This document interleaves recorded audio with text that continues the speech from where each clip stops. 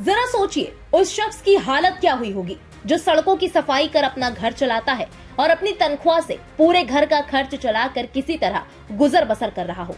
लेकिन एक दिन अचानक उसके दरवाजे पर हुई दस्तक उसकी जिंदगी पर पहाड़ बनकर टूट पड़ती है और उसको थमा दिया जाता है करोड़ों रुपए के लोन की वसूली का नोटिस। जी हाँ, सही सुना आपने। ये वाकया है गुजरात के वडोदरा का, जहां वडोदरा नगर निगम के एक सफाई कर्मचारी को पंजाब नेशनल बैंक से 16 करोड़ रुपए की वसूली का नोटिस आता है। साथ ही भुगतान न करने पर प्रॉपर्टी को सील करने की चेतावनी भी दी गई है। लेकिन यहाँ हैरान करने वाली बात यह है कि शांतिलाल ने ऐसा कोई लोन लिया ही नहीं है।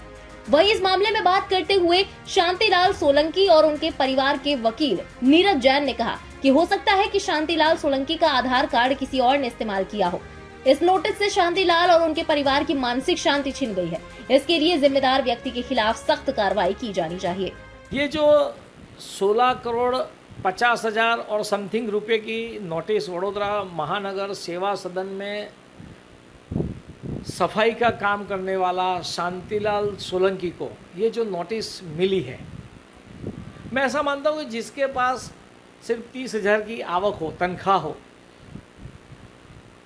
उसका घर 3-4 लाख का हो, वो ये नोटिस देख के पढ़ के उसकी मन की हालत क्या हुई होगी। उसके परिवार में उसकी माँ, उसकी पत्नी वो बीमार है, हो गई है, उसके बहनों जो साथ में रहते हैं वो हॉस्पिटलाइज है, उसका घर का माहौल एकदम तंग है। मगर ये जो नोटिस जिसने भी दी है या दिलवाई है या कार्यवाही की है या किसी ने लोन अगर दी हो तो अपने को पता नहीं है, आज शाम तक कागज़ सब आएंगे।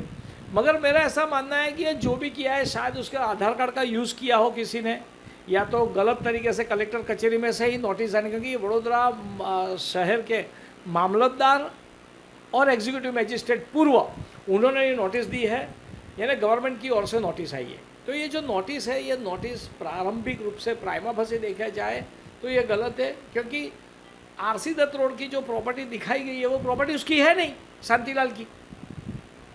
शांतिलाल का नाम है मगर प्रॉपर्टी उसकी है नहीं, उसकी। वही नोटिस मिलने के बाद से शांतिलाल और उनका पूरा परिवार चिंता में है। सफाई कर्मी को नोटिस में सिर्फ 4 मई तक का वक्त दिया गया है। कर्ज की कुल वसूली 16 करोड़ 50,000 रुपए बताई गई है। नोटिस की जांच में सामने आया है कि आरसी दत्त रोड पर स्टर्लिंग सेंटर की संपत्ति के नाम पर कर्ज लिया गया है, जिसके बारे में शांतिलाल कुछ जानते तक नहीं। बहरहाल आशंका जताई जा रही है कि ये लोन एक घोटाला है। ऐसे में अब देखना ये होगा कि शांतिलाल को मिले इस नोटिस पर जांच में आगे क्या कुछ निकल कर सामने आता है और शांतिलाल के घर में शांति वापस कब आ पाती है। फिलहाल इस खबर के बारे में आपका क्या कहना है, कमेंट सेक्शन में लिखकर जरूर बताएं। देश और दुनिया की बाकी खबरों के लिए सब्सक्राइब करें इंडिया पब्लिक खबर के YouTube चैनल को और बेल आइकन दबाना बिल्कुल न भूलें।